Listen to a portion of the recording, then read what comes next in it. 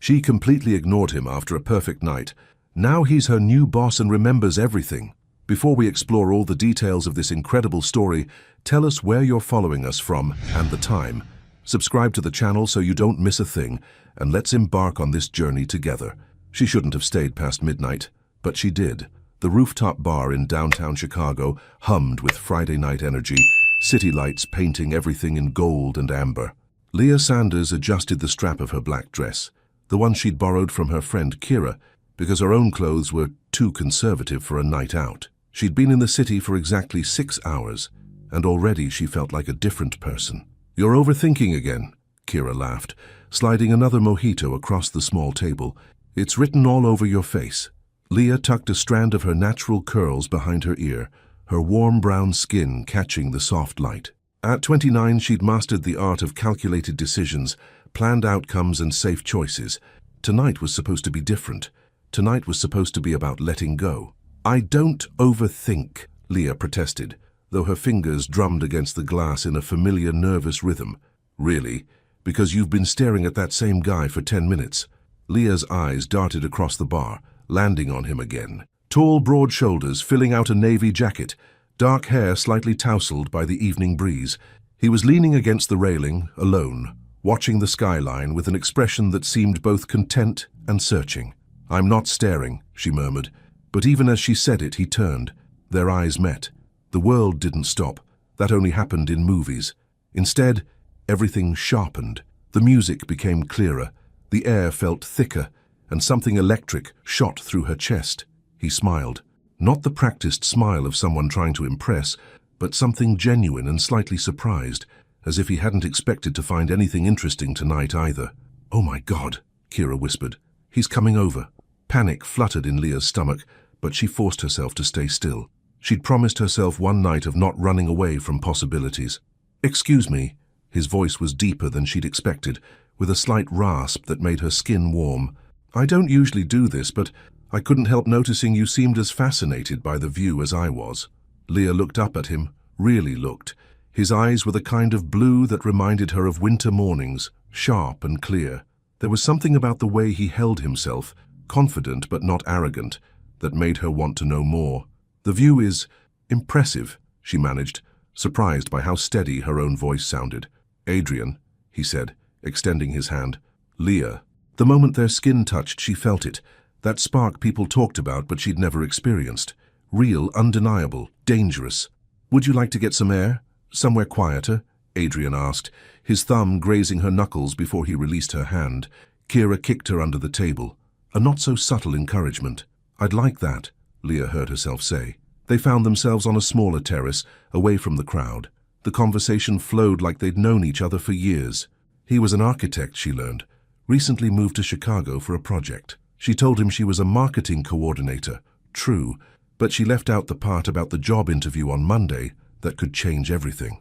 "You know what's funny?" Adrian said, after they'd been talking for nearly 2 hours. "I feel like I should know you, like we've met before." Leah's heart did something complicated in her chest. Maybe in another life. "Maybe," he agreed, but his eyes said he wanted this life, this moment, this version of her that was bold enough to stay on a rooftop with a beautiful stranger. The air between them shifted, charged. He was standing closer now, close enough that she could smell his cologne, something clean and masculine that made her want to lean in. "Leah," he said her name like it meant something. "Yes? I'm going to kiss you now." "If that's not what you want..." She silenced him by rising up on her toes, closing the distance between them. The kiss was soft at first, questioning, then deeper as she responded. Her hands found the lapels of his jacket, holding on as if the ground might disappear beneath her feet. When they broke apart, both breathless, Adrian rested his forehead against hers. "Come back to my hotel with me," he whispered, the words more request than demand. Every logical part of Leah's brain screamed warnings. She didn't do this. She didn't follow strangers to hotel rooms or make decisions based on the way someone kissed her or how their laugh made her feel like she was floating. But tonight, logic felt like a cage she'd been living in too long. "Yes," she breathed. The taxi ride to his hotel was a blur of stolen touches and whispered conversations. His fingers intertwined with hers, thumb tracing circles on her palm that sent heat racing up her arm. They talked about everything and nothing, favorite movies, worst first dates, the way the city looked from high places. His hotel room was elegant, but impersonal, floor-to-ceiling windows overlooking the lake. But Leah barely noticed the view. The moment the door closed, Adrian's hands were in her hair and she was lost. They moved together like they'd been choreographing this dance for months. Every touch felt both brand new and achingly familiar. He whispered her name against her neck, and she felt herself falling, not just into his bed, but into something deeper and more dangerous than she'd ever allowed herself to feel. Hours later, as dawn painted the sky in soft pastels, Leah lay in Adrian's arms, listening to his heartbeat. His fingers traced lazy patterns on her bare shoulder. "What happens now?" he asked quietly. The question hit her like cold water. Reality crashed back. Her job interview, her carefully planned life, the fact that she lived 4 hours away and this perfect night was never supposed to be more than a beautiful memory. "I don't know," she whispered, and for the first time in her life, not knowing felt terrifying instead of exciting. Adrian's arms tightened around her. "I want to see you again, Leah. This isn't just... this means something." Her chest ached with want and fear in equal measure. She wanted to say yes, to give him her number, to see where this impossible connection could lead. Instead, she did what she always did when things became too real, too risky, too much. While Adrian slept, peaceful and beautiful in the morning light, Leah carefully extracted herself from his arms. She dressed quietly, her hands shaking as she gathered her belongings. On the hotel notepad, she wrote only, "Thank you for the most perfect night of my life." She left the note on the pillow where her head had been, and slipped out of the room like a thief stealing away with pieces of her own heart. In the elevator, tears she hadn't expected burned her eyes, but she didn't go back. 3 months later, standing outside the glass doors of Hartwell & Associates, Leah smoothed her blazer and reminded herself why she'd made that choice. Some beautiful things were meant to stay beautiful by staying brief. She checked her reflection one last time, took a deep breath and walked inside to meet her new boss, completely unaware that her carefully compartmentalized world was about to collide with the one night she'd promised herself to forget. And in that conference room, her past was waiting with a smile that remembered everything.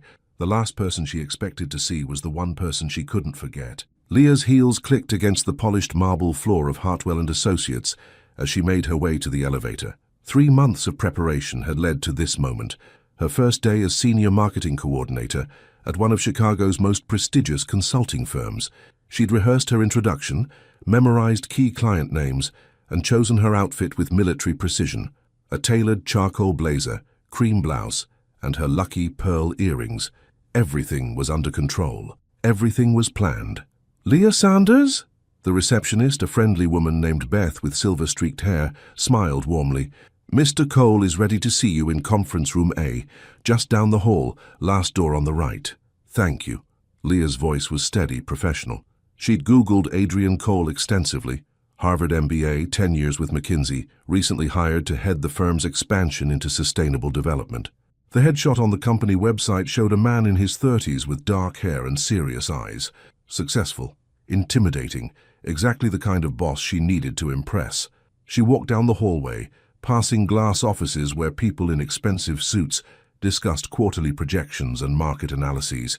This was her world now. Structured, professional, safe. Leah paused outside conference room A, straightening her blazer one final time. Through the frosted glass, she could see a tall figure standing with his back to the door, looking out the floor-to-ceiling windows at the Chicago skyline. She knocked twice and entered without waiting for a response. "Mr. Cole, I'm Leah Sanders.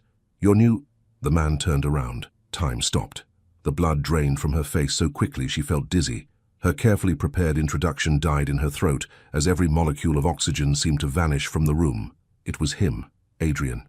The man from the rooftop bar, the man whose arms she'd woken up in, the man she'd left sleeping in a hotel room with nothing but a note and a broken promise. He stood there in an impeccably tailored navy suit, white shirt open at the collar, looking like he'd stepped out of a magazine. But his eyes, those winter blue eyes that had haunted her dreams for 3 months, widened with the same shock that was currently short-circuiting her brain. For a moment that felt like eternity. Neither of them spoke. The air between them crackled with the weight of shared memory, unfinished business, and the kind of tension that made breathing an active effort. Then Adrian's mouth curved into that smile, the one that had made her forget every rule she'd ever made for herself. "Well," he said, his voice carrying that same warm rasp that used to whisper her name in the dark. "This is unexpected." Leah opened her mouth, closed it, opened it again. No sound came out. Adrian took a step closer and she caught a hint of his cologne, the same one that had lingered on her skin for days after Chicago. "Leah Sanders," he said, as if testing the weight of her real name. "I have to admit, I prefer it to just L." Heat flooded her cheeks. He'd kept the note. Of course he'd kept the note. She started, then stopped, her brain scrambling to shift gears from personal to professional. "Mr. Cole, I had no idea that I was your new boss." He leaned back against the conference table, crossing his arms in a way that made his biceps strain against his jacket sleeves. "Trust me, the surprise is mutual, though I have to say it explains a lot." "Explains what?" "Why you disappeared." His eyes never left hers, and she felt stripped bare under his gaze. "You knew about the job, didn't you? That night in Chicago?" Leah's heart hammered against her ribs. "I was there for an interview, yes, but I didn't know, I never imagined that the universe has a sense of humor." Adrian pushed off from the table and moved closer. Not close enough to be inappropriate, but close enough that she could see the flecks of silver in his blue eyes, close enough to remember exactly how those eyes had looked when he'd whispered her name like a prayer. "Mr. Cole," she said, forcing steel into her voice, "I think we should keep this professional." "Professional?" He repeated the word like it was foreign. "Is that what you call leaving someone's bed at dawn without so much as a goodbye?" The words hit like a slap. Leah straightened her shoulders, calling on every ounce of dignity she possessed. "That night was a mistake, a lapse in judgment. It has nothing to do with my work here." "A mistake?" Something dangerous flickered in Adrian's expression. "That's what you're calling it?" "Yes." "Interesting." He circled around her slowly, like a predator studying prey. "Because I remember someone who couldn't stop saying my name. Someone who fit against me like she was made for my arms. Someone who looked at me like I was her entire world." Leah's breath hitched. The memories he was painting made her skin burn and her resolve waver. "That person doesn't exist anymore, doesn't she?" He stopped directly in front of her, close enough that she had to tilt her head back to meet his eyes. "Because she looks exactly like the woman standing in my conference room right now. Same beautiful brown eyes, same way of biting her lower lip when she's nervous." Unconsciously, Leah released her lip from between her teeth. Adrian's smile was pure sin. "Same tells." "Stop." The word came out breathier than she intended. "This can't happen. I need this job, Mr. Cole. I need—" "Adrian." "What?" "My name. You know it. You've said it. You've breathed it against my neck while I—" "Mr. Cole." She stepped back, hitting the wall behind her. "Please." He followed, placing one hand on the wall beside her head, not trapping her, but close enough that she was surrounded by his presence. "Leah," he said softly, and her name on his lips undid something fundamental inside her chest. "I looked for you." The admission hit her like a physical blow. "Don't." "For 3 months, I looked for you. I went back to that bar every Friday, hoping you'd walk in. I even hired a private investigator to help me find L. Sanders, but there were too many possibilities. Adrian, please. You want to know why I took this job? Why I left everything in Boston to come here?" His voice dropped to a whisper. "Because when they sent me the employee directory, I saw your name. L. Sanders, marketing coordinator. I thought it couldn't be you, but I had to find out. The room spun. You took this job because you thought, because you hoped, that I'd find you." "Yes." His free hand came up to cup her face, thumb tracing the line of her cheekbone. "So forgive me if I'm not ready to pretend that what happened between us was just a mistake." Leah closed her eyes, leaning into his touch for just a moment before reality crashed back. "This is insane. You're my boss. There are rules." "Rules," he said, leaning closer until his forehead almost touched hers, "didn't stop you from coming to my hotel room. Rules didn't stop you from looking at me like you were seeing the missing piece of your soul. That wasn't real. Don't lie to me, Leah, and don't lie to yourself." His thumb moved to trace her bottom lip, and she shivered. "Tell me you felt nothing that night, and I'll walk away. Tell me it was just sex, just a random hookup, and I'll never mention it again." She opened her eyes, meeting his intense stare. The lie was right there, waiting to be spoken. The safe, professional lie that would put walls back up and let her pretend her world hadn't just been turned upside down. But looking into those blue eyes, eyes that had watched her come apart in his arms, that had looked at her like she was precious beyond measure, she couldn't do it. "I can't," she whispered. "Can't what?" "Lie to you. I've never been able to lie to you." The smile that spread across Adrian's face was devastating. I know. Before she could think, before she could remember all the reasons this was impossible, he kissed her. Soft at first, then deeper as her body betrayed every logical thought and melted against his. She tasted 3 months of longing, of nights spent dreaming about this exact moment, of want so profound it had changed the very fabric of who she was. When they broke apart, both breathing hard, Adrian rested his forehead against hers. "I'm not sorry," he said. "I'm not sorry I found you. I'm not sorry I kissed you, and I'm not sorry that I'm about to turn your carefully ordered world upside down." Leah's heart pounded so hard she was sure he could hear it. "Adrian, we can't..." "Can't what?" "Feel something real for the first time in our lives." And in that moment she realized that running away had only delayed the inevitable. Some lines, once crossed, can never be uncrossed. Leah stared at her reflection in the women's restroom mirror, trying to calm the storm raging inside her chest. Her lipstick was smudged, evidence of the kiss that had just turned her carefully constructed world into beautiful chaos. She dabbed at the corner of her mouth with a paper towel, but couldn't erase the tingling sensation that lingered there. "He looked for me for 3 months. The thought sent another wave of heat through her body. Adrian Cole, successful, gorgeous, completely out of her league Adrian Cole, had turned his entire life upside down, hoping to find her again. Her phone buzzed. A text from an unknown number. "Conference room A. 5 minutes. We need to talk." Aaliyah's hands trembled as she typed back, "This is a mistake." The response came immediately. "So was letting you walk away the first time. Not making that mistake again." She closed her eyes, leaning against the cool tile wall. 3 months ago, she'd convinced herself that leaving was the right choice, the safe choice. Adrian was the kind of man who could make a woman forget about career goals, financial security, and 5-year plans. The kind of man who made forever seem possible with just one smile. That was exactly why she'd run. But now, standing in the bathroom of the company where they both worked, Leah realized that running hadn't protected her heart. It had just postponed the inevitable. When she returned to conference room A, Adrian was standing exactly where she'd left him, though he'd straightened his tie and run his hands through his hair. Even disheveled, he looked like he belonged on magazine covers. "Shut the door," he said quietly. "Adrian, please." She hesitated, then closed the door and turned to face him. The space between them felt charged, dangerous, like standing too close to a lightning storm. "We need ground rules," she said, proud of how steady her voice sounded. "Do we?" Adrian moved to the conference table, leaning against it with his arms crossed. "Because I'm not sure either of us is very good at following rules when it comes to each other." Heat crept up her neck. That kiss was inevitable, inappropriate, honest. His blue eyes held hers captive. "The most honest thing that's happened to me in 3 months. Leah wrapped her arms around herself, a protective gesture that didn't go unnoticed. "I can't afford to lose this job, Adrian. I have student loans, rent, responsibilities.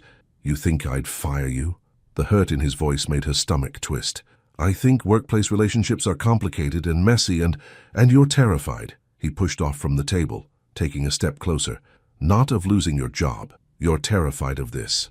He gestured between them. "Of what happens when you stop running." The accusation hit too close to home. "I'm not terrified, I'm practical." "Practical?" Adrian's smile was sharp around the edges. "Is that what you call leaving the best thing that ever happened to you sleeping in a hotel room?" "The best thing?" She laughed, but there was no humor in it. "Adrian, we knew each other for 1 night. 1 night doesn't what? Make you real?" "Because you felt pretty real to me, Leah.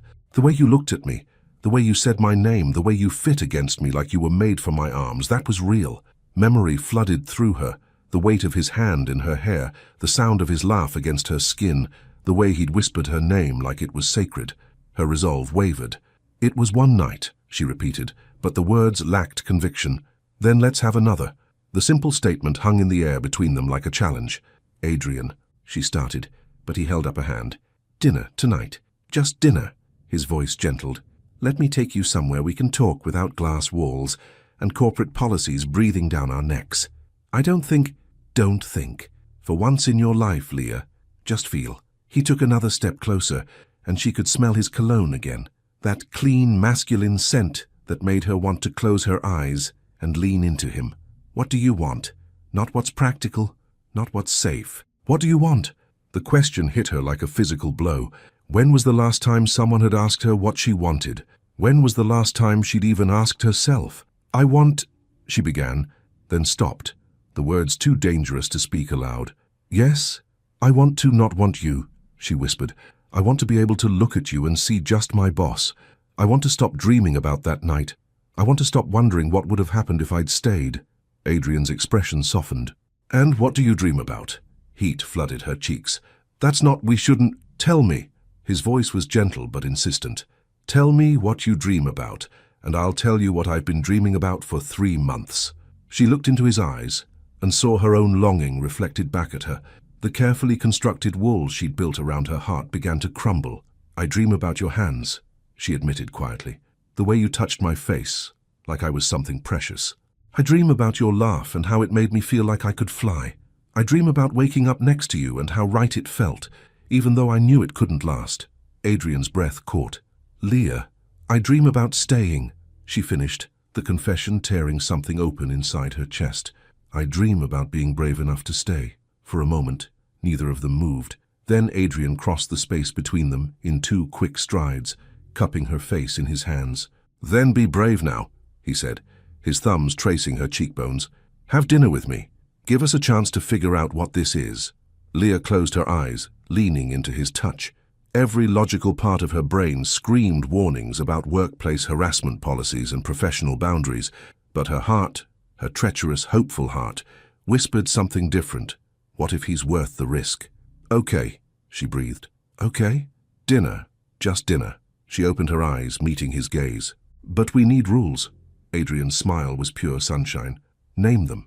No talking about that night. Done. No touching. Not here. Not at work." His thumb traced her bottom lip before he dropped his hands. "That's going to be harder than you think." "And no falling in love with me," she added, trying for lightness but hearing the tremor in her own voice. Adrian's expression grew serious. "Leah, promise me. This is just dinner. Just figuring things out. Not falling in love." He was quiet for so long that she began to panic. Then he leaned down and pressed a soft kiss to her forehead. Gentle, reverent, and utterly devastating. "I can't promise that," he murmured against her skin, "because I think I might already be halfway there." Before she could respond, before she could process the implications of what he'd just said, someone knocked on the conference room door. They sprang apart, just as Beth's voice called through the glass. "Mr. Cole, your 2 o'clock is here." "Of course they are," Adrian muttered, running a hand through his hair. He looked at Leah, his expression intense. 7 o'clock, the signature room. Don't run away this time. Adrian, promise me." She looked into those winter blue eyes and felt herself falling all over again. "I promise." As she gathered her things and headed for the door, Adrian's voice stopped her. "Leah?" "Yes? For what it's worth, I think you're worth the risk too."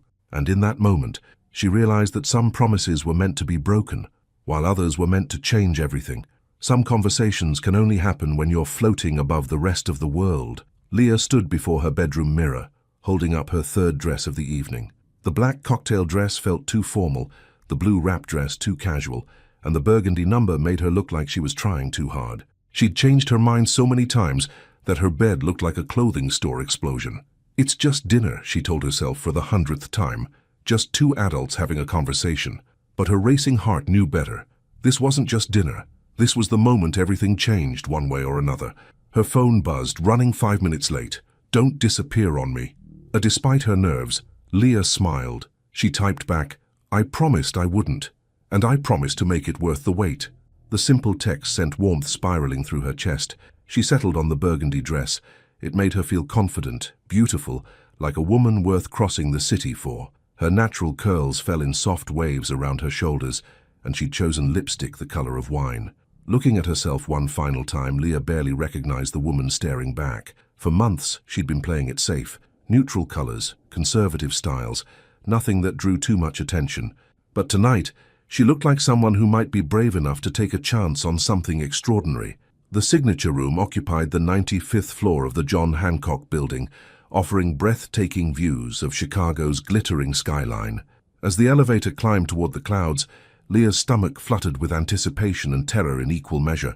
The hostess led her to a corner table by the floor-to-ceiling windows, where Adrian was already waiting. He stood as she approached, and her breath caught in her throat. Gone was the corporate armor of expensive suits. Tonight he wore charcoal slacks and a midnight blue button-down that brought out his eyes, sleeves rolled up to reveal strong forearms. He looked relaxed, approachable, devastating. Leah. Her name on his lips sounded like a prayer. You look... He paused, shaking his head with a smile that made her knees weak. There aren't words. Thank you. She accepted his help with her chair, trying to ignore the electricity that shot through her when his fingers brushed her bare shoulders. This view is incredible. It is now, he said quietly, his eyes never leaving her face. Heat crept up her neck. Adrian. Sorry. He settled into the chair across from her, close enough that she could see the faint lines around his eyes when he smiled. I promised myself I'd be good tonight. No overwhelming you with 3 months' worth of stored-up feelings. 3 months' worth? She accepted a menu from the server, using it as a shield against his intense gaze. That's quite an accumulation. You have no idea. His voice dropped to that warm rasp that made her skin tingle. But we're not talking about that night, remember? Your rules. Leah peeked over her menu. Maybe we could bend the rules. Just a little. Adrian's smile could have powered the city below them. I was hoping you'd say that.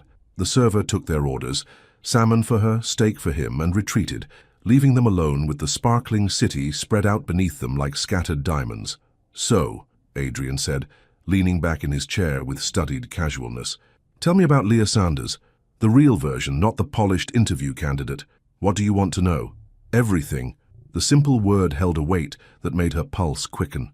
Where did you grow up? What made you want marketing? What do you do when you're not being terrifyingly professional? Leah laughed, surprised by how easy it felt to talk to him. I grew up in Milwaukee. My mom's a teacher. My dad's an accountant. Very normal, very stable, very, she searched for the word, predictable. And you chose the opposite? I chose safety. She traced the rim of her wine glass with one finger. Marketing felt practical. Good job security, decent pay, transferable skills. Not particularly exciting, but safe, Adrian finished, like running away from hotel rooms at dawn. Their eyes met across the table, and the air between them shimmered with unspoken truth. Why did you run, Leah? His voice was gentle, no accusation, just curiosity. Help me understand. She was quiet for a long moment, gathering courage she didn't know she possessed. Because you scared me. I scared you? The way you looked at me. Like I mattered. Like I was someone worth staying for. Her voice dropped to barely above a whisper. I'd never had anyone look at me like that before. Adrian leaned forward, his expression intense. And that frightened you? Terrified me. She took a sip of wine, liquid courage sliding down her throat. I had this whole plan, you see. Graduate, get a job, work my way up, save money, maybe find someone nice and stable who wanted the same things I wanted. Let me guess. White picket fence, 2.5 kids and a retirement plan. Something like that. She smiled ruefully. And then there was you. This beautiful, successful man who made me forget every rule I'd ever made for myself, who made me want things I'd never even dreamed of wanting. What kind of things? The question hung between them, dangerous and irresistible. Mornings, she said softly. I used to hate mornings. But that morning with you, I wanted 1,000 more just like it. I wanted to wake up in your arms and make you coffee and argue about what to watch on TV.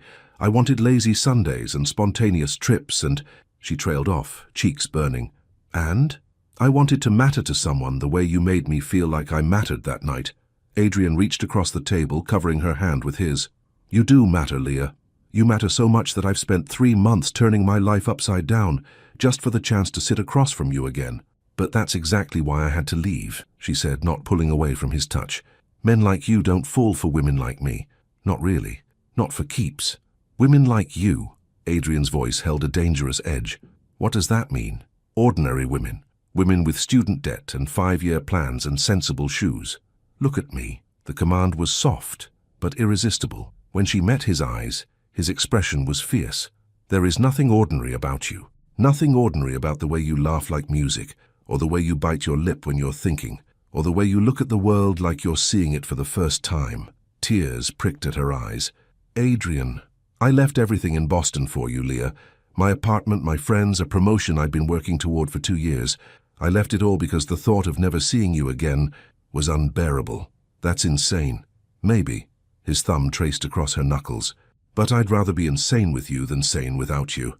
The server appeared with their entrees, forcing them to separate their hands. But even as they ate, The connection between them pulsed like a living thing. They talked about everything: his childhood in Connecticut, her college years, their favorite books and worst fears. The conversation flowed like they'd known each other for years, instead of one perfect night and one complicated day. "Can I ask you something?" Leah said as they shared chocolate souffle for dessert. "Anything. That night, was it just about the physical connection for you? The chemistry?" Adrian set down his spoon, considering the question with the seriousness it deserved. "The chemistry was intense, undeniable, but that's not what made me look for you. What did? The way you laughed at my terrible architect jokes. The way you listened like every word I said mattered. The way you looked at the city like you were seeing magic instead of just buildings." He paused.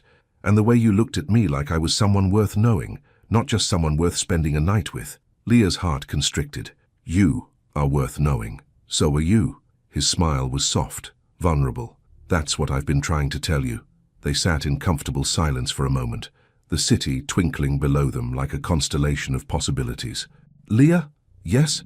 I know this is complicated. I know there are rules and policies and 100 reasons why we shouldn't be sitting here together, but I need you to know something." She held her breath. "I'm not playing games with you. I'm not looking for a fling or an office romance or something to pass the time. When I say you matter to me, I mean you matter. Forever kind of matter." The words hit her like lightning, illuminating every dark corner of her carefully guarded heart. "Forever is a big word," she whispered. "It's the only word that fits." He reached for her hand again. "I'm not asking you to make any decisions tonight. I'm just asking you to give us a chance. A real chance." Leah looked into his eyes, those beautiful blue eyes that had haunted her dreams, and felt herself falling. Not the terrifying free fall she'd experienced 3 months ago, but something softer, warmer, like sinking into a warm bath. "Okay," she breathed. "Okay? A real chance." She smiled, feeling lighter than she had in months. "But I have one condition." "Name it." "No more running, from either of us. If this gets complicated, if it gets messy, if it gets scary, we face it together." Adrian's smile was radiant. "Deal." As they left the restaurant, walking slowly toward the elevators, Adrian caught her hand in his. "Can I take you home?" he asked. "To my apartment?" Her pulse quickened. "To your front door," he clarified with a gentle smile. "I want to do this right, Leah. I want to court you, date you, earn the right to be in your life. No rushing, no pressure. Just us, figuring this out together." And in that moment, she realized that sometimes the scariest thing wasn't falling. It was learning to trust someone enough to catch you. Some temptations grow stronger the more you try to resist them. 2 weeks had passed since their dinner at the signature room, and Leah was beginning to understand what exquisite torture meant. Adrian was keeping his word, courting her with old-fashioned patience that was both maddening and completely irresistible. Every morning, she found a single white tulip on her desk with a handwritten note. Never anything inappropriate for the office, just small observations that made her heart flutter. "Your presentation yesterday was brilliant. A or you have the most beautiful laugh. A or simply thinking of you. A. It was romantic and professional and absolutely driving her insane." "Sure you're glowing," announced Jessa, her cubicle neighbor and the closest thing she had to a work friend. The petite redhead perched on the edge of Leah's desk, eyeing the latest tulip with obvious curiosity. "Seriously, you've been glowing for 2 weeks. It's either really good skincare or really good—" "Coffee," Leah interrupted quickly, though her cheeks warmed. "I've been sleeping better." "Uh-huh." Jessa's green eyes sparkled with mischief. "Does this better sleep have anything to do with our devastatingly handsome new director? Because I've noticed the way he looks at you during meetings, like you're the only person in the room." Leah's stomach fluttered. She'd noticed too, the way Adrian's eyes would find hers across the conference table, holding her gaze just a heartbeat too long before he looked away. The way he'd brush past her chair when reviewing documents, his cologne making her dizzy. The way he'd say her name during presentations, like it was a secret only they shared. "Mr. Cole is professional," she said, but even she could hear the lack of conviction in her voice. "Professional?" Jessa snorted. "Honey, that man looks at you like he wants to eat you alive, in the best possible way." Before Leah could respond, the subject of their conversation appeared in the doorway of her cubicle. Adrian stood there in a charcoal grey suit that hugged his broad shoulders perfectly, holding a stack of files and wearing an expression that was carefully neutral, except for the heat in his blue eyes when they met hers. "Ms. Sanders," he said formally, though his voice carried that familiar rasp that made her skin tingle. Could I see you in my office? We need to discuss the Morrison account. Of course, Mr. Cole. Leah stood on slightly unsteady legs, smoothing her navy dress. She'd chosen it because it was professional and appropriate, not because Adrian had mentioned once that navy was his favorite color. Jessa made a soft sound that might have been a suppressed laugh. I'll just hold down the fort here. Adrian's office was on the corner of the floor, with floor-to-ceiling windows that offered stunning views of the city. As soon as Leah entered and closed the door behind her, the careful professional mask slipped from Adrian's face. "Hi," he said softly, and the simple word carried the weight of 2 weeks' worth of stolen glances and careful restraint. "Hi yourself." She moved toward his desk, but not too close. They'd learned that proximity made thinking difficult. "The Morrison account is actually doing fine." Adrian loosened his tie slightly, and the small gesture made her mouth go dry. "I just needed to see you. Really see you. Not the polished professional version." "Adrian," she started, but he held up a hand. "I know. We agreed to keep things separate here, but Leah, it's been 2 weeks of watching you laugh with other people, of sitting across from you in meetings and pretending I don't remember exactly how you sound when you say my name in the dark." Heat pooled low in her stomach. "You can't say things like that here." "Then where can I say them?" He moved around the desk, stopping just close enough that she could smell his cologne. "We've had 3 dates, all perfectly respectable. Dinner, the art museum, that bookstore you love, and every single time I've walked you to your door and kissed your cheek like some Victorian gentleman. You said you wanted to do this right," she reminded him, though her voice was breathier than intended. "I do want to do this right, but Leah..." He reached out, almost touching her face before dropping his hand. "I'm losing my mind." The confession hit her like lightning, because she was losing her mind too, lying awake at night thinking about his hands, remembering the weight of his body against hers, imagining what it would feel like to wake up in his arms again. "What are you saying?" she whispered. "I'm saying that trying to keep this professional is killing me." His eyes darkened. "I'm saying that every time I see you, I have to remind myself why I can't pull you into my arms and kiss you until we both forget there's a world outside this room." Leah's breath caught. "Adrian, tell me you don't feel it too. Tell me I'm imagining this tension that's so thick I can barely breathe when you're around." She opened her mouth to lie, to maintain the professional boundaries they'd so carefully constructed. But looking into his eyes, eyes that had haunted her dreams for 3 months and were now in front of her every day, she couldn't do it. "I feel it," she admitted quietly. "God, I feel it so much, I can barely think straight." Adrian's control snapped. In 2 quick strides, he backed her against the door, his hands braced on either side of her head, not touching but close enough that she could feel the heat radiating from his body. "Do you know what it does to me?" he said, his voice low and rough. "Watching you bite your lip during meetings? Hearing you laugh with other people when all I want is to be the one making you smile?" "Adrian, someone could..." "The door's locked," he murmured. "I locked it the moment you walked in." The admission sent fire racing through her veins. "That's not very professional of you, Mr. Cole." His smile was pure sin. "There's nothing professional about what I'm thinking right now, Miss Sanders." "What are you thinking?" The question slipped out before she could stop it. "I'm thinking about that night in Chicago, about how you felt in my arms, how you said my name like a prayer." His face was inches from hers now, close enough that she could see the flecks of silver in his blue eyes. "I'm thinking about how many cold showers I've taken in the past 2 weeks. I'm thinking about how much I want to kiss you right now, that it's physically painful." Leah's heart hammered against her ribs. Someone could knock. Let them. We could get in trouble. Worth it. "Adrian," she breathed, but it came out like a plea rather than a protest. "Say no," he whispered, his lips hovering just above hers. "Say no and I'll back away. We'll discuss the Morrison account like civilized professionals, and I'll go back to my desk and pretend my heart isn't beating out of my chest." She looked into his eyes and saw her own desperation reflected back at her, saw months of longing and weeks of careful restraint finally reaching their breaking point. "I can't," she whispered. "Can't what?" "Say no to you. I've never been able to say no to you." The kiss that followed was nothing like the sweet, hesitant touches they'd shared on their dates. This was hunger, need, months of denial finally breaking free. Adrian's hands tangled in her hair as she pulled him closer, her fingers fisting in his shirt. When they finally broke apart, both breathing hard, Adrian rested his forehead against hers. "We're in trouble," he murmured. "Such trouble," she agreed, but she was smiling. "I have a conference call in 10 minutes. And I have a presentation to finish." Neither of them moved. "Leah?" "Yes?" Have dinner with me tonight. My apartment this time. Let me cook for you. The invitation hung between them, loaded with promise and possibility. Your apartment, she repeated, her pulse quickening. Just dinner, he said, though his eyes promised much more. Unless you want more, but no pressure, no expectations, just us. She looked into his face, this beautiful, successful, incredibly patient man who turned his life upside down for her, and felt herself falling deeper. Okay, she breathed. Okay?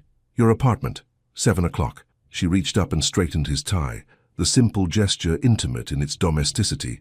But Adrian, yes? I'm not running away this time. His smile was radiant. Promise? I promise. A knock on the door made them spring apart, just as Adrian's assistant's voice called through the wood. Mr. Cole, your 3 o'clock is here. Adrian ran a hand through his hair, trying to compose himself. Be right there, Hannah.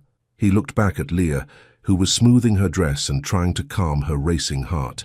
7 o'clock, he said softly. 7 o'clock, she confirmed. As she reached for the door handle, Adrian caught her hand. Leah? Yes. Wear the burgundy dress. The one from our first dinner. Heat flooded her cheeks. Why? Because you look incredible in it, and because I've been dreaming about taking it off you. And in that moment, she realized that some lines weren't meant to be drawn, they were meant to be crossed. Some moments are worth waiting 3 months and 2 weeks for. Leah stood outside Adrian's apartment building at exactly 7 o'clock, her heart hammering against her ribs like a caged bird. She wore the burgundy dress as requested, paired with black heels and the pearl earrings her grandmother had given her, her good luck charm for moments that mattered. This moment definitely mattered. The building was elegant, but not ostentatious, all clean lines and warm brick in Lincoln Park. Through the glass doors, she could see a doorman who nodded politely as she approached. Leah Sanders for Adrian Cole, she told him, surprised by how steady her voice sounded. Of course, Miss Sanders. Mr. Cole is expecting you. 23rd floor, apartment 2304. The elevator ride felt endless. 23 floors to think about what she was doing. 23 floors to remember the last time they'd been alone together, without the safety net of public spaces and professional boundaries. 23 floors to wonder if she was making the biggest mistake of her life, or the best decision. When the elevator doors opened, Adrian was waiting in his doorway. He'd changed out of his suit into dark jeans and a soft grey sweater that clung to his broad shoulders. His feet were bare, and something about that small detail, the intimacy of seeing him without shoes, made her stomach flutter. Hi, he said softly, and the simple greeting carried the weight of everything unspoken between them. Hi, she stepped off the elevator, suddenly nervous. I brought wine. You didn't have to. He accepted the bottle with a smile that made her knees weak. But thank you. Come in. His apartment was exactly what she'd expected. Masculine but warm, with floor-to-ceiling windows that offered stunning views of Lincoln Park Zoo. The furniture was expensive but comfortable, all dark wood and rich fabrics.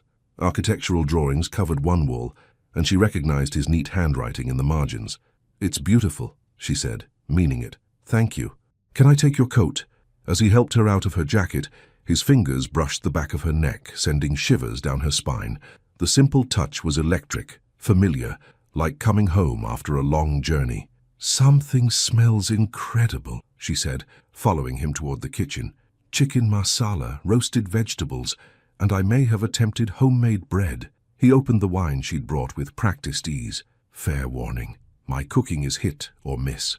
I'm sure it's perfect. She accepted the glass of wine he offered, their fingers brushing as he passed it to her.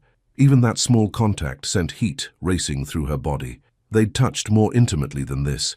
She'd memorized every inch of his body during that perfect night in Chicago, but somehow this felt more significant, more real. Can I help with anything? She asked. Just keep me company.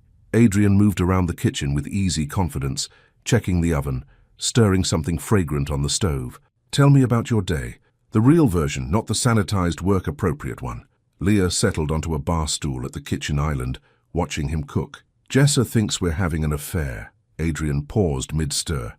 Does she now? She says you look at me like you want to eat me alive. Heat crept up her neck as she repeated her friend's words. In the best possible way, apparently. Smart woman. Adrian's eyes met hers across the island, dark and intense. She's not wrong. The admission hung between them like a live wire. Leah took a sip of wine, trying to calm her racing pulse. Adrian, too much? He leaned against the counter, studying her face. "I promised myself I'd be good tonight. Let you set the pace." "What if I don't want you to be good?" The question slipped out before she could stop it, bold and brazen and completely unlike her usual careful self. Adrian went very still. "Leah, I mean it." She stood, moving around the island toward him. "I've spent 3 months trying to forget you, 2 weeks trying to be professional, and I'm tired of pretending this is just about dinner." "What's it about then?" She stopped directly in front of him, close enough to see the flecks of silver in his blue eyes, close enough to smell his cologne mixed with the scents of cooking food. "It's about the fact that I've been in love with you since that night in Chicago, and I'm tired of being scared of it." Adrian's breath caught. "You love me? Terrifyingly, completely, irrevocably." Her voice dropped to a whisper. "I love your laugh and your terrible jokes and the way you look at me like I'm the most important thing in your world. I love how patient you've been, how gentle, how you've let me set the rules even when I could see it was killing you." "Leah." He reached up to cup her face, thumbs tracing her cheekbones. "I love you," she repeated, the words gaining strength with repetition. "And I don't want to wait anymore." "Are you sure?" His voice was rough with restraint. "Because once we cross this line, really cross it, there's no going back. No more careful boundaries. No more pretending this is casual." "I don't want casual." She covered his hands with hers. "I want you, all of you, for keeps." The kiss that followed was different from the desperate collision in his office. This was certain, deliberate, a promise being made with lips and breath and heartbeats. Adrian's hands tangled in her hair as she pressed closer, her body remembering the perfect fit of him against her. When they broke apart, both breathing hard, Adrian rested his forehead against hers. "I love you too," he said quietly. "So much that these past 3 months felt like dying, so much that I would have waited forever if that's what you needed." "I don't need forever. I just need you." "The food," he said suddenly, but made no move to check on it. "Can wait," she finished, standing on her toes to kiss him again. This time he didn't hold back. His hands spanned her waist, lifting her onto the kitchen island as he stepped between her legs. The burgundy dress rode up slightly, and his palms skimmed her thighs, making her gasp against his mouth. "God, I've missed this," he murmured against her neck. "Missed you. Then don't let me go again. Never." The word was a vow. Never again. The timer on the oven chose that moment to chime insistently. Adrian pulled back with a rueful smile. "Dinner," he said apologetically. "Right, dinner." Leah slid off the counter, her legs unsteady. "We should probably eat." "We should," he agreed, but his eyes never left her face. "But Leah?" "Yes?" "After dinner." He stepped closer, his voice dropping to that rough whisper that made her skin burn. "I'm not letting you out of my sight. We have 3 months to make up for." Heat pooled low in her belly. "Is that a promise?" "It's a guarantee." Dinner was delicious. Adrian was a better cook than he'd claimed, but Leah barely tasted any of it. Every casual touch as he passed her bread, every time their knees bumped under the small dining table, every smile and laugh and moment of easy conversation only heightened the anticipation building between them. They talked about everything and nothing. Work drama that seemed unimportant outside the office, his family in Connecticut, her plans for the weekend. Normal conversation, the kind that couples had over shared meals, but underneath it all was the electric awareness that this was their first dinner as people who'd finally admitted the truth. "I have a confession," Adrian said as they cleared the dishes together. "Oh? That night in Chicago when you left?" He set down the plates and turned to face her. "I woke up the moment you got out of bed." Leah's hands stilled on the wine glasses. "You were awake. I felt you leave the bed, heard you getting dressed. I lay there listening to you gather your things, waiting for you to change your mind. Why didn't you say anything? Because you were so quiet, so careful not to wake me. You'd made your choice, and I thought maybe I'd imagined how good it was between us. Maybe it was just the wine and the city lights and the romance of it all." Leah set down the glasses and moved toward him. "It wasn't the wine. I know that now." His hands found her waist, pulling her closer. "But that morning, watching you walk away, it felt like losing something I didn't even know I needed. I'm not walking away anymore. Promise?" "Promise." This time, when he kissed her, there was no hesitation, no careful restraint. This was 3 months of longing finally given permission. 2 people who'd found their way back to each other despite every obstacle. "Leah," he breathed against her lips. "Yes, stay with me. Not just tonight. Really stay."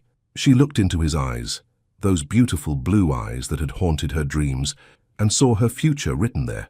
Saw lazy Sunday mornings and shared coffee and arguments about what to watch on TV.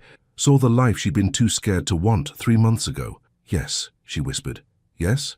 Yes to staying. Yes to not running. Yes to whatever this becomes. Adrian's smile was radiant. Then come to bed with me. Let me love you the way I've been dreaming about for 3 months. And in that moment, she realized that coming home had nothing to do with a place, and everything to do with the person who made you brave enough to stay. Some mornings change everything, and some people are worth changing everything for. Leah woke to sunlight streaming through unfamiliar windows and the warm weight of Adrian's arm around her waist. For a moment, she lay perfectly still, afraid that moving might shatter the perfect bubble of contentment wrapped around them like silk sheets. This was what she'd run from 3 months ago, this feeling of absolute rightness, of finding a place in the world that fit her perfectly. But this morning, instead of terror, she felt only peace. "Good morning, beautiful." Adrian's voice was rough with sleep, and she felt his lips press against her shoulder. "Good morning." She turned in his arms, taking in the sight of him in the golden morning light. His dark hair was tousled, and stubble shadowed his jaw, making him look younger and infinitely more touchable. "How long have you been awake?" "About an hour." His fingers traced lazy patterns on her bare back. "I didn't want to wake you, but I also couldn't stop watching you sleep. Is that creepy?" "Completely," she said with a smile that took any sting out of the words. "I love it." His answering grin was radiant. "I love waking up with you. I love that you're here, that you stayed, that I get to see you with messy hair and no makeup, and somehow you're even more beautiful than I remembered." Heat crept up her neck. Even after last night, after hours of whispered confessions and desperate touches, and the kind of intimacy that rewrote the definition of the word, he could still make her blush with simple honesty. "What time is it?" she asked, though part of her didn't care if they were late for work, late for life, late for everything except this moment. 7:30. His thumb traced her bottom lip. "We have time." "Time for what?" "Coffee? Breakfast? Convincing you to call in sick so we can spend the day in bed." The suggestion sent heat spiraling through her, but reality was already creeping in around the edges of their perfect morning. "Adrian, I know." He pressed a soft kiss to her forehead. "Real-world responsibilities? The fact that we both have jobs to keep. Speaking of which," she propped herself up on her elbow, studying his face. "What do we do about work? About us?" It was the question they'd been carefully avoiding, but it hung between them now like morning fog, impossible to ignore. Adrian was quiet for a long moment, his fingers still trailing patterns on her skin. "What do you want to do?" "I want to march into that office and tell everyone that I'm head over heels in love with you," she said honestly. "I want to hold your hand in meetings and kiss you in elevators and not care who sees. But that's not realistic. There are policies, protocols, potential conflicts of interest." She sighed, settling back against his chest. "We could get in serious trouble." "We could." His arms tightened around her. "Or we could be smart about it." "What does smart look like?" "Disclosure to HR, maybe a transfer. One of us moves to a different department so there's no direct reporting relationship." Leah's stomach clenched. "You want me to transfer?" "God, no." The vehemence in his voice surprised her. "Leah, you're brilliant at what you do. Your ideas for the Morrison campaign were inspired, and your presentation style is flawless. I don't want you to go anywhere." "Then what are you suggesting?" "I transfer." "I've been here 3 months. You were here first. This is your department, your team. There's a position opening up in the Seattle office." "Seattle?" She sat up abruptly, the sheet clutched to her chest. "Adrian, that's 3,000 miles away. It's temporary, maybe a year while we figure things out, let the dust settle. Then I could come back to a different department, or you could come with me." "Stop." The word came out sharper than she'd intended. "Just stop." Adrian sat up too, concern creasing his features. "Leah, what is it?" "This." She gestured between them, then around the room. "Last night, you asked me to stay, really stay. And now, 12 hours later, you're talking about moving across the country? To protect us, to protect your career. By sacrificing yours?" She slipped out of bed, reaching for his shirt from the night before, and pulling it over her head. It fell to mid-thigh, smelling like his cologne and their shared night. "That's not fair to you." Adrian rose too, magnificent and unself-conscious in the morning light. He caught her hands, pulling her closer. "Leah, I would move to the moon if it meant keeping you in my life. Seattle is nothing." "It's not nothing. It's your career, your life here, everything you've built." "Everything I've built doesn't matter without you." The simple statement hit her like lightning. "Don't you understand? I spent 3 months in Seattle already. That's where I was working when I took this job. I hated every minute of it because you weren't there. Adrian, I love you, he said fiercely. I love you more than any job, any city, any carefully laid plan. If choosing between my career and you means I choose you every single time. Tears pricked at her eyes. That's not a choice you should have to make. Then what do you suggest? She was quiet for a long moment, thinking. They couldn't stay the way they were. The tension of hiding their relationship would destroy them both, but the thought of him leaving, of going back to a world where she couldn't see him every day, was unbearable. What if, she started, then stopped, the idea too fragile to voice. What if what? What if we don't hide? What if we go to HR together, disclose the relationship, and see what options they give us? Adrian's eyebrows rose. You want to go public? I want to stop pretending that what we have is anything less than extraordinary. She stepped closer, her hands flat against his chest. I'm tired of stolen moments and careful boundaries. If they want to fire me for falling in love with you, then maybe this isn't the right company for me anyway. Leah, think about this. I am thinking. For the first time in my life, I'm thinking with my heart instead of my head. She rose up on her toes, pressing a soft kiss to his lips. You're worth the risk, Adrian. We're worth the risk. His smile was devastating. Are you sure? Completely sure. But we do this together. No noble sacrifices, no one-sided decisions. Whatever happens, we face it as a team. A team, he repeated like the word was precious. I like the sound of that. Good, because you're stuck with me now. Promise? Promise. An hour later, they stood outside Hartwell and Associates, having arrived in Adrian's car like the couple they'd finally admitted to being. Leah had gone home to change. Adrian had driven her, waiting like a gentleman while she showered and put on a fresh dress, but the evidence of their night together was written all over both their faces. They looked like people who'd spent the night making love and waking up in each other's arms, happy, glowing, completely transparent. Ready? Adrian asked, his hand finding hers as they approached the building. Ready. She squeezed his fingers, drawing strength from his steady presence. Whatever happens next, we'll handle it. Together, he agreed. They entered the building hand in hand, ignoring the curious stares from the security guard and early arriving colleagues. In the elevator, Adrian pressed a soft kiss to her temple. No regrets? He asked. Leah looked at their joined hands, at this man who'd turned his life upside down for her, who was willing to face professional consequences for the chance to love her openly. Not a single one, she said firmly.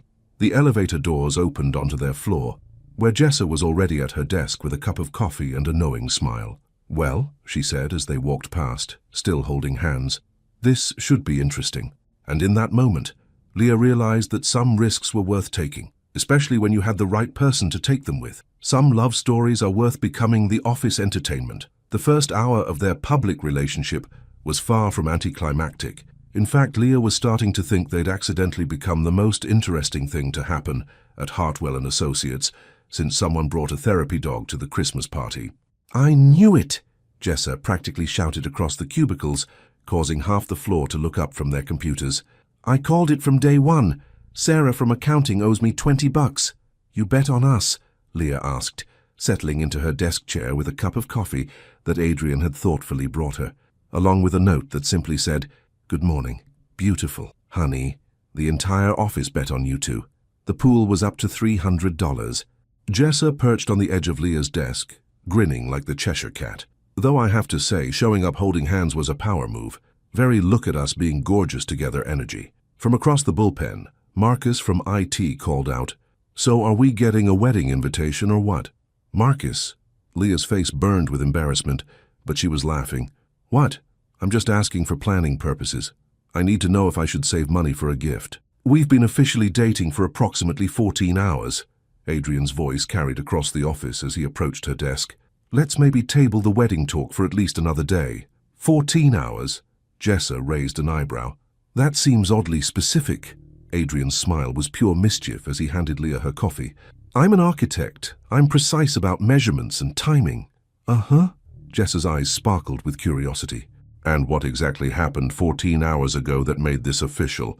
Leah nearly choked on her coffee. Jessa? What? I'm invested in this love story now. We all are.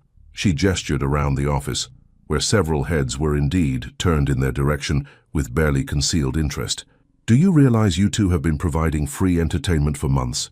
The longing glances, the professional meetings that lasted way too long, the flowers that were definitely not from a client.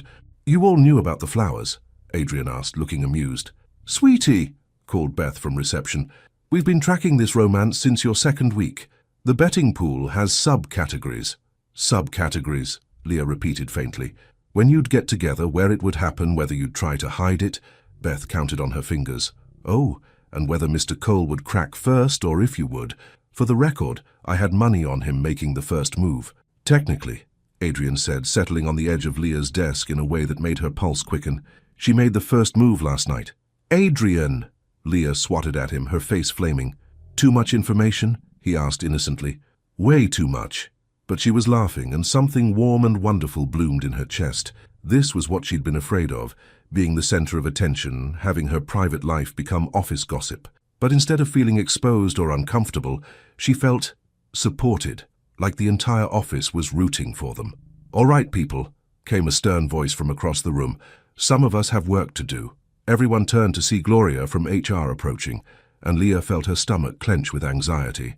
Here it comes, she thought, the lecture about office policies and professional conduct. Miss Sanders, Mr. Cole, Gloria said formally, then paused. Congratulations. I'm sorry. Leah blinked. Gloria's stern expression cracked into something that might have been a smile. I said congratulations. It's about time you two figured it out. You're not here to lecture us about company policy. Oh, I am. You'll need to file the appropriate paperwork with HR to disclose your relationship. But honestly, Gloria looked around at the gathered crowd of co-workers. Half the office has been waiting for this since Mr. Cole's first week. The man asked 3 different people about you before he even officially started. He did? Leah turned to look at Adrian, who had the grace to look slightly embarrassed. I may have made some inquiries, he admitted. What kind of inquiries? Jessa demanded, clearly delighting in this revelation. Nothing inappropriate. Just, you know, whether you were single, what you liked, whether you drank coffee or tea. That's why you always brought me coffee, Leah realized. Not tea, among other things. His smile was soft, private, meant just for her despite their very public audience. This is better than the soaps, Marcus declared from his desk. Speaking of which, Gloria interjected, back to business mode, you'll both need to complete relationship disclosure forms by Friday, and Mr. Cole will need to discuss potential conflicts of interest regarding project assignments. Of course, Adrian nodded seriously. Whatever's needed to keep things appropriate. Good. Also, Gloria's expression softened again. For what it's worth, the executive board is pleased. They like seeing their employees happy. Happy employees are productive employees. So we're not in trouble? Leah asked. Not unless you start making out in conference rooms, Gloria said dryly. Then we'll have problems. Noted, Adrian said solemnly, though his eyes danced with mischief. After Gloria left, the excitement gradually died down as people returned to their work. But throughout the morning, Leah found herself intercepted by various co-workers offering congratulations, relationship advice, and good-natured teasing. This is surreal, she told Adrian during their lunch break as they sat in the break room, sharing a sandwich and pretending not to notice the not-so-subtle glances from other employees. Good surreal or bad surreal? Good, definitely good. She reached over and squeezed his hand. I was so worried about people's reactions, but everyone seems genuinely happy for us. Why does that surprise you? Because I've never been the kind of person who gets the fairy tale. I'm the responsible one, the practical one, the one who makes safe choices and doesn't take risks. Adrian lifted their joined hands and pressed a kiss to her knuckles. And now I'm the one who's madly in love with her boss and doesn't care who knows it. The words came out easier than she'd expected. Natural and right. Madly in love? His smile was radiant. Completely, totally, embarrassingly in love, she confirmed, feeling lighter with each word. Good, he said, leaning closer, because I'm about to do something that might get us in trouble with Gloria. What are you? He kissed her, right there in the break room, soft and sweet and completely unprofessional. When they broke apart, the room had gone quiet. Then someone started clapping. Finally, Jessa cheered from the doorway. Do you know how painful it's been watching you two dance around each other? Get a room, Marcus called out, but he was grinning. We have rooms, Adrian said, without taking his eyes off Leah. Several, in fact. Too much information, came a chorus of voices. Leah buried her face in her hands, laughing until her sides hurt. "I can't believe this is my life now." "Better get used to it," Jessa said, settling into a chair across from them. "Because, honey, this office has adopted your love story as communal property. You're stuck with us as your very invested audience." "Could be worse," Adrian mused. "We could be the couple that everyone secretly hates." "Never," Beth called from the kitchen area where she was making tea. "You two are the office sweethearts now, it's official." And in that moment, Leah realized that sometimes the best love stories were the ones that made everyone around you believe in happy endings too. Some love stories are written in coffee cups and stolen glances, and the way someone says your name. 3 weeks into their official relationship, Leah was beginning to understand that dating Adrian Cole was like being the starring role in the office's favorite romantic comedy. Every day brought new entertainment for their co-workers, and new ways for Adrian to surprise her with just how thoughtful love could be. "He's ruining it for the rest of us," complained Jake from finance, watching Adrian place a fresh cup of coffee and a chocolate croissant on Leah's desk. "My wife saw your Instagram post about the surprise lunch he had delivered yesterday, and now she's asking why I never send her Thai food to work." "Maybe because you usually forget her birthday?" Jessa pointed out helpfully. "That was 1 time. 3 times, Jake. 3. Leah bit back a smile as she opened the little note tucked under her coffee cup. "Your presentation this morning was brilliant. The way you handled William's questions made me want to stand up and cheer. Also, you look beautiful in that dress." What does this one say?" Jessa asked, not even pretending to respect privacy anymore. "Jessa, come on. We're all living vicariously through your romance. It's like having a real-life fairy tale happening right here in our depressing corporate environment." From across the bullpen, Adrian's voice carried over. "I can hear you all gossiping from here. Don't you people have work to do?" "We're working," Marcus called back. "We're working very hard at being invested in your love life. Besides," added Sarah from accounting, "you two are way more entertaining than anything on Netflix right now." Leah looked up to find Adrian walking toward her desk, a stack of folders in one hand and a look of fond exasperation on his face. 3 weeks of dating had only made him more attractive, something she hadn't thought was possible. Today he wore a charcoal suit with a pale blue shirt that brought out his eyes, and when he smiled at her, she still felt that familiar flutter in her stomach. "Ignore them," he said, settling on the edge of her desk in a gesture that had become as natural as breathing. "They're just jealous." "Damn right we're jealous," Beth called from reception. "Some of us have been married for 20 years, and our husbands think romance means not leaving dirty dishes in the sink." "Low bar, Beth," Leah laughed. "Very low bar," Adrian agreed. "Speaking of which, I have something for you."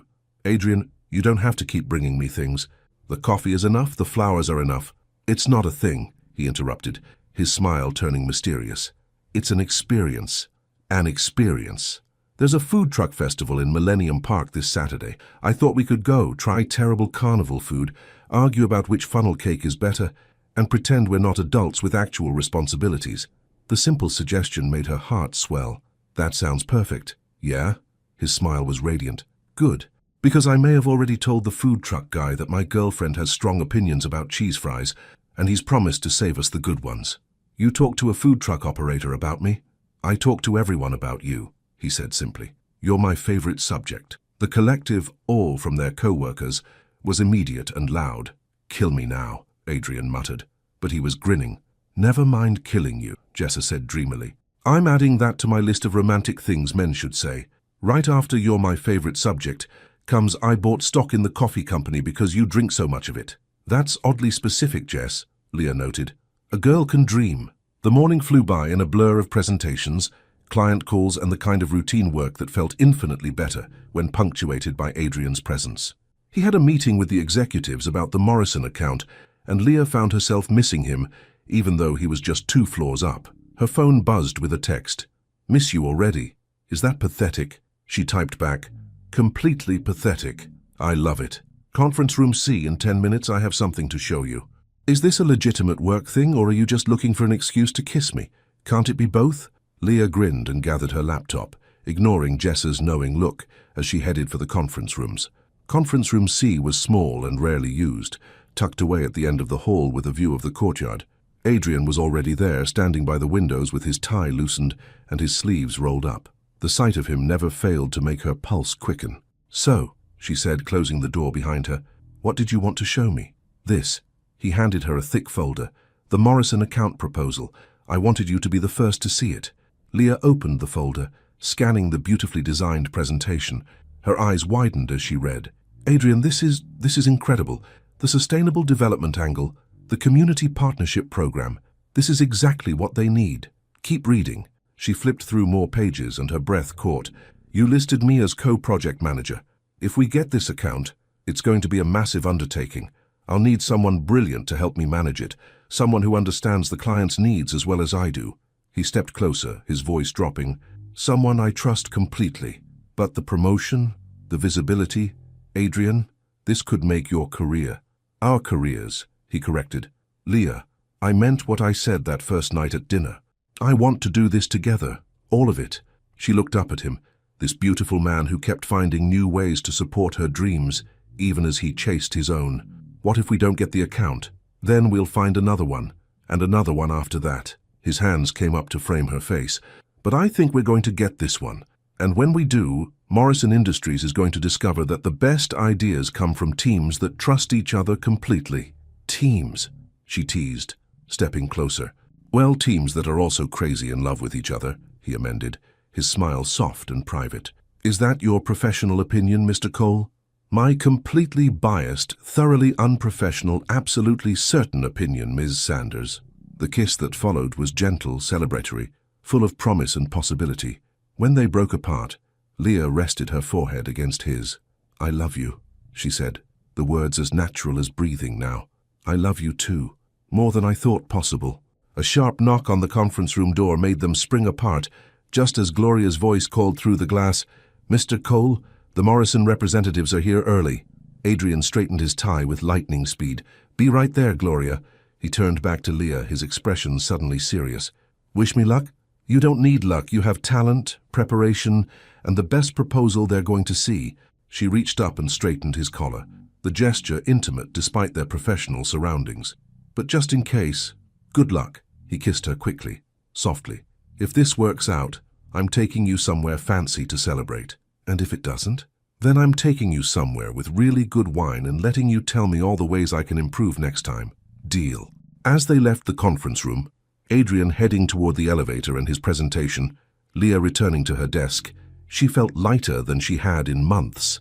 Whatever happened with Morrison Industries, they would face it together. How did it go? Jessa asked as Leah settled back into her chair. Good. Really good. Leah opened her laptop, trying to focus on her afternoon tasks, but finding her mind wandering to Adrian's presentation upstairs. He's going to get the account, Jessa said confidently. How can you be so sure? Because he's Adrian Cole, and Adrian Cole doesn't do anything halfway. Plus, Jessa grinned, he's got you as his secret weapon now. Love makes people brave, and brave people win big accounts. 2 hours later, Leah's phone rang. Leah Sanders. We got it. Adrian's voice was breathless with excitement. We got the Morrison account. All of it. The full development project, the community partnerships, everything. Leah's heart soared. Adrian, that's amazing. There's more. They specifically requested you as co-project manager. Apparently your preliminary research impressed the hell out of them. I can't believe it. Believe it. And Leah. Yes? Pack a bag for the weekend. I'm taking you to Napa to celebrate. Napa? Adrian? That's what you deserve, he finished. What we deserve. I'll pick you up Friday at 6. After she hung up, Leah sat staring at her phone in amazement. A year ago, she'd been a cautious marketing coordinator with a 5-year plan and sensible shoes. Now she was co-managing a multi-million-dollar account, madly in love with her former boss, and apparently going to wine country for the weekend. Good news? Jessa asked, and the best news. Let me guess. You got the account. Adrian's probably planning something ridiculously romantic to celebrate, and you're realizing that sometimes the best things in life are the ones you never saw coming. Leah looked around the office, at Jessa's knowing smile, at Marcus giving her a thumbs up from across the room, at Beth making heart shapes with her hands from the reception desk, and felt overwhelmed by gratitude. And in that moment, she realized that the best love stories weren't just about two people. They were about all the people who believed in love enough to cheer for it. Some moments are so perfect, they rewrite your understanding of what happiness can be. The drive to Napa Valley was everything Leah hadn't known she needed. Adrian's car windows were down, music playing softly, and the California countryside rolled past in waves of gold and green. She'd packed the burgundy dress again. It had become their unofficial special occasions outfit, along with comfortable clothes for wine tasting and a racing heart full of anticipation. "You're quiet," Adrian said, reaching over to take her hand as they cruised through the valley. "Everything okay?" "Perfect," she said, meaning it completely. "I'm just taking it all in. The scenery? Everything." She squeezed his fingers. 6 months ago, if someone had told me I'd be driving through wine country with the man I love, celebrating a career breakthrough, I would have laughed. And now? Now I'm wondering why I waited so long to take chances. Adrian's smile was warm as sunshine. Sometimes the best things are worth waiting for, even if we don't know we're waiting. The bed and breakfast he'd chosen was exactly the kind of place that existed in romantic movies. A Victorian mansion surrounded by vineyards, with wraparound porches and rooms that overlooked rolling hills covered in grapevines. Their suite was on the 2nd floor, all antique furniture and French doors that opened onto a private balcony. "Adrian," Leah breathed, taking in the view. "This is incredible. Wait until you see it at sunset." He set their bags down and came to stand behind her, his arms circling her waist. "The whole valley turns gold." She leaned back against his chest, feeling utterly content. "How did you find this place?" "Research. I may have spent entirely too much time reading reviews and looking at photos, trying to find somewhere that would be perfect for celebrating with you. You didn't have to go to all this trouble." "Yes, I did." He pressed a kiss to the side of her neck that made her shiver. "Leah, we just landed the biggest account of our careers. You're about to become the youngest co-project manager in the company's history. And more importantly," he turned her in his arms, "I'm celebrating all of it with the woman I love. If that's not worth the best weekend I can possibly plan, nothing is." The way he looked at her, like she was precious beyond measure, still took her breath away. "So what's the plan?" she asked, stepping closer until they were barely a breath apart. "Wine tasting at 3 wineries, dinner at a restaurant that supposedly has the best view in the valley, and," his smile turned mysterious, "a surprise." "What kind of surprise?" "The kind that would be ruined if I told you." They spent the afternoon wandering through vineyards, tasting wines with names like Passionate Kiss and Forever Yours that made them laugh and blush in equal measure. Adrian was relaxed in a way she'd never seen before. No suits, no meetings, no careful professional boundaries, just him in dark jeans and a soft blue shirt, his hand warm in hers, talking about everything from wine to architecture to the way the light fell across the vines. "This one," said Eleanor, their tour guide at the 3rd winery, pouring them each a glass of deep red wine, "is our most popular vintage for proposals." "Proposals?" Leah nearly choked on her sip. "Oh yes, we have at least one proposal a week here during the summer. Something about the romance of wine country brings out the romantic in people." Eleanor winked at Adrian, "Though I suspect you two don't need any help in that department." Leah felt heat creep up her neck as Adrian's eyes met hers across the tasting bar. "What makes you say that?" he asked, his voice carefully casual. "The way you look at each other," Eleanor said matter-of-factly, "like you can't quite believe your luck. That's true love right there." As they walked back to the car, Leah found herself stealing glances at Adrian. The conversation about proposals had stirred something in her chest. Not panic, like she might have expected, but a warm flutter of possibility. "Penny for your thoughts," Adrian said as they drove toward the restaurant, just thinking about what Elena said. "About proposals." His knuckles went slightly white on the steering wheel. "About the way we look at each other." She studied his profile, the strong line of his jaw, the way his hair caught the late afternoon light. "Do you think she's right?" "About what?" "That we look like we can't believe our luck." Adrian was quiet for a moment, then pulled the car over at a scenic overlook. Below them the valley spread out like a patchwork quilt, vineyards and rolling hills painted gold by the setting sun. "Leah," he said, turning to face her, "I need to tell you something." Her heart stuttered. "Okay. I can't believe my luck. Every single day I wake up and can't believe that you're in my life, that you chose me, that you stayed, that you're here with me celebrating something that feels like the beginning of everything I've ever wanted. Adrian, I love you so much it scares me sometimes," he continued, his voice rough with emotion. "I love your laugh and your terrible morning hair and the way you bite your lip when you're concentrating. I love how brilliant you are and how brave you've become and how you make me want to be the best version of myself." Tears pricked at her eyes. "I love you too. I know, and that's what I can't believe." He reached out to cup her face, thumb tracing her cheekbone. "That someone like you could love someone like me back. Someone like me. Adrian, you're incredible. You're successful and gorgeous and kind, and someone like me who reorganized his entire life around the slim hope of finding you again. His smile was soft, vulnerable. Someone who's so crazy about you that he practices conversations in the mirror because he wants to make sure he says the right things to make you smile. You practice conversations about me? Embarrassing but true. He leaned closer, forehead resting against hers. Leah, I want to ask you something, and I need you to know there's no pressure, no expectations, just honesty. Her heart hammered against her ribs. Okay, where do you see us in a year? The question hung between them, loaded with possibility and hope, and the weight of a future she'd never let herself fully imagine. Honestly, I see us in your apartment, our apartment, arguing about what to make for dinner because we both had long days, but neither of us wants to order takeout again. She smiled as the image formed in her mind. I see us working on projects together, maybe traveling for business, definitely traveling for fun. I see lazy Sunday mornings and coffee that you bring me in bed because you always wake up first. And I see us so happy it's disgusting. The couple that other couples secretly hate because we're still ridiculously in love after all this time. Adrian's smile was radiant. That sounds perfect. What do you see? Everything you just said. Plus, he reached into his jacket pocket and Leah's breath caught. Plus this. He pulled out a small velvet box. Time stopped. Adrian? Her voice was barely a whisper. I know it's crazy, he said quickly. I know we've only been officially together for 3 weeks, and a year ago you didn't even know I existed.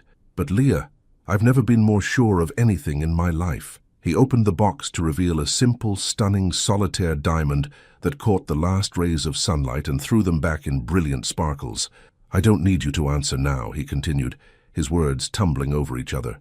I just needed you to know that when I think about the future, any future worth having, you're the only person I want to build it with. Tears spilled down her cheeks. Are you proposing to me? I'm telling you that I want to. Someday. When you're ready. When the timing is right.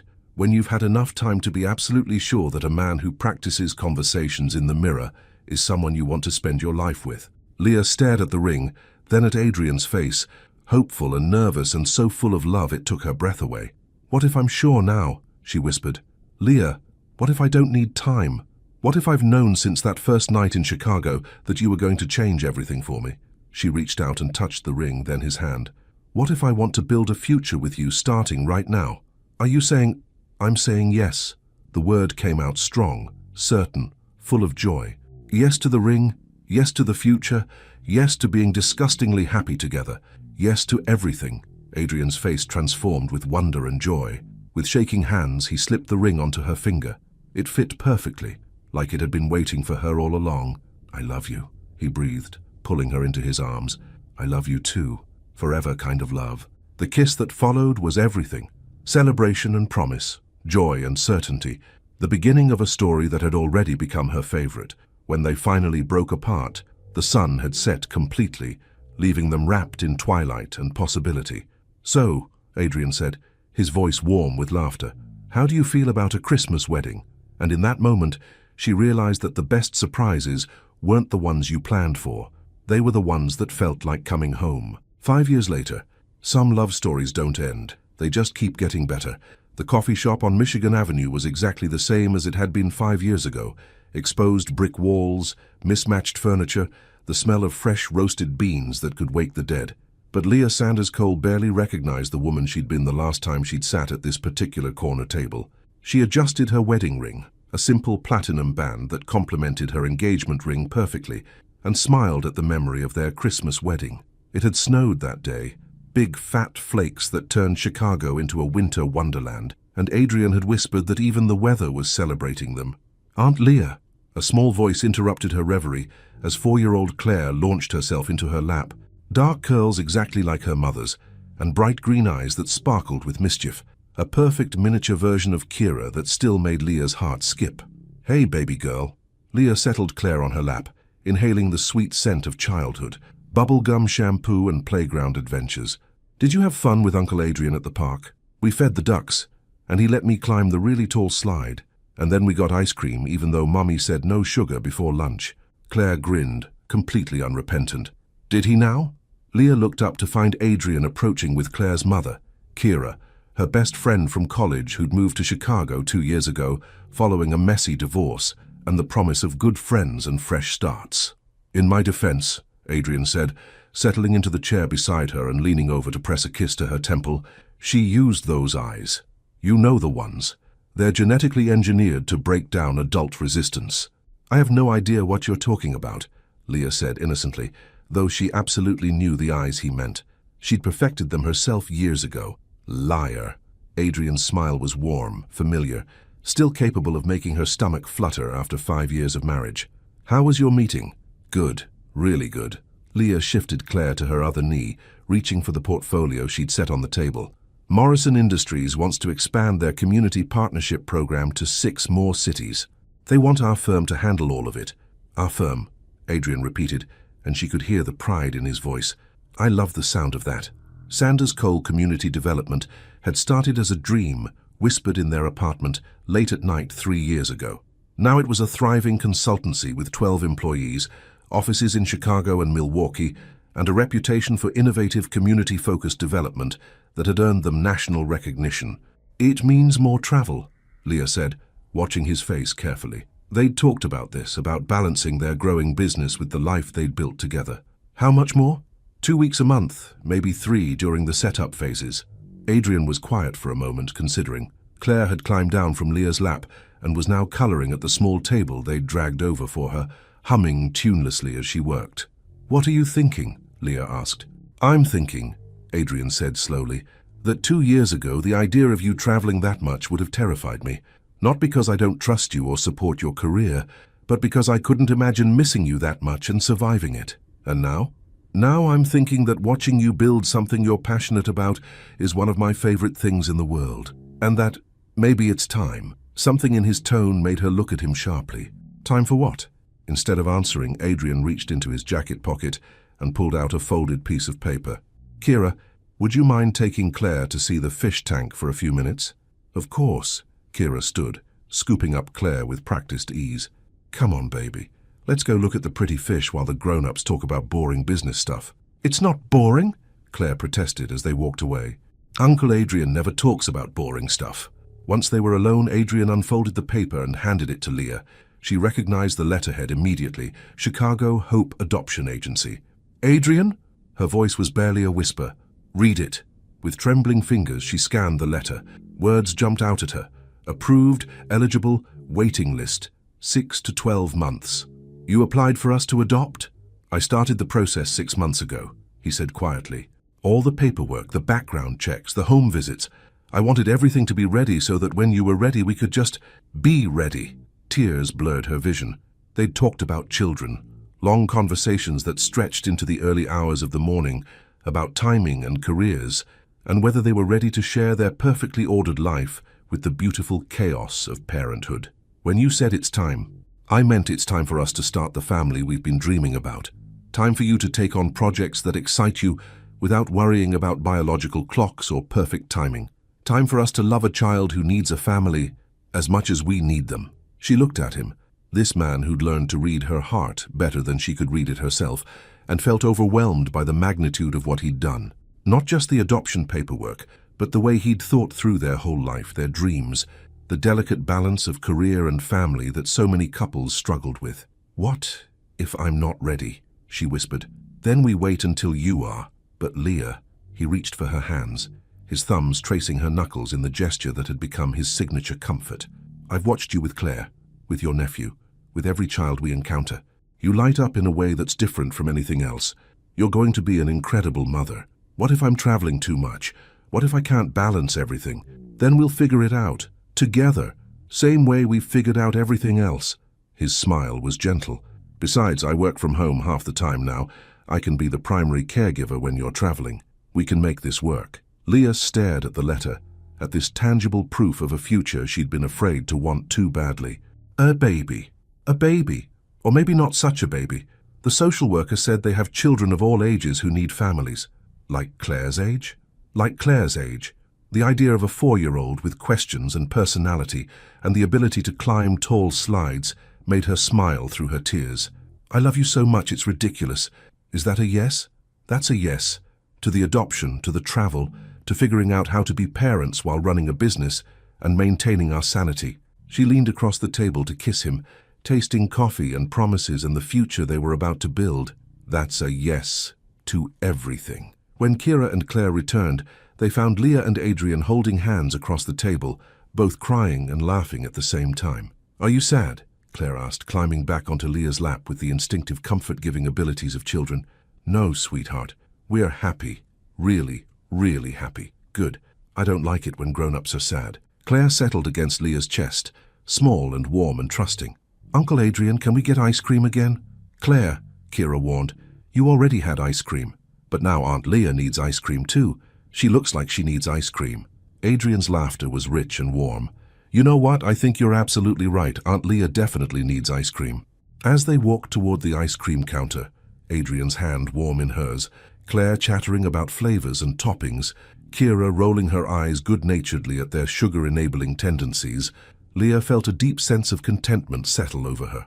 5 years ago, she'd sat in a similar coffee shop planning a safe, predictable life. She'd been so afraid of taking risks, of wanting too much, of letting herself dream beyond the boundaries of what felt secure. Now she was married to a man who read her heart like poetry, running a business that challenged her every day, about to become a mother to a child who didn't even know they needed her yet.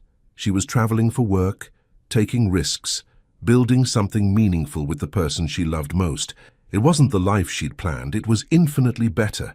That evening, as she and Adrian sat on their apartment balcony, the same apartment where he'd cooked her dinner and asked her to stay, now filled with photographs of their travels and awards from their business, and a guest room that would soon be converted to a nursery, Leah thought about the woman who'd run away from a hotel room 5 years ago. "Do you ever wonder," she said, curled against Adrian's side as they watched the sunset paint Chicago's skyline in shades of gold and rose, "what would have happened if I hadn't run that morning?"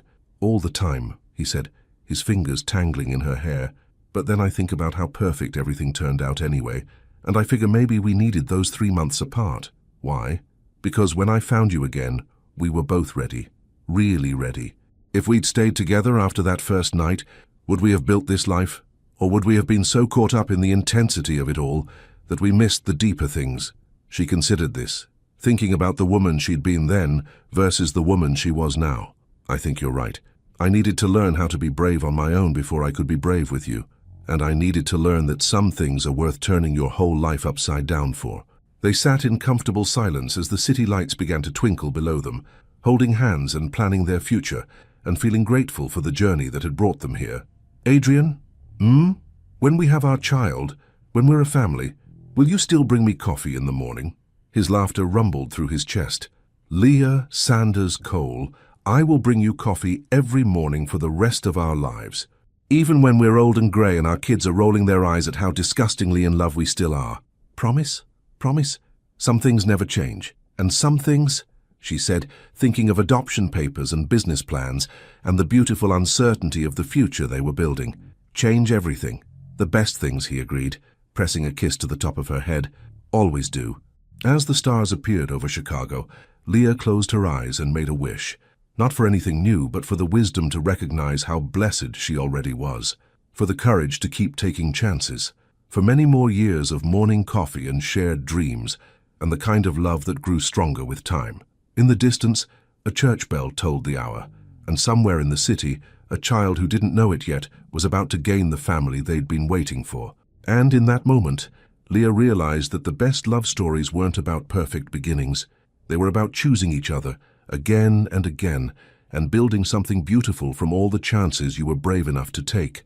A message from the heart. Sometimes the most beautiful love stories are the ones that remind us that it's never too late to be brave. Leah's journey from a woman who ran from love to someone who built an empire with her soulmate shows us that the right person doesn't just love you, they inspire you to become the best version of yourself. Adrian didn't just wait for Leah.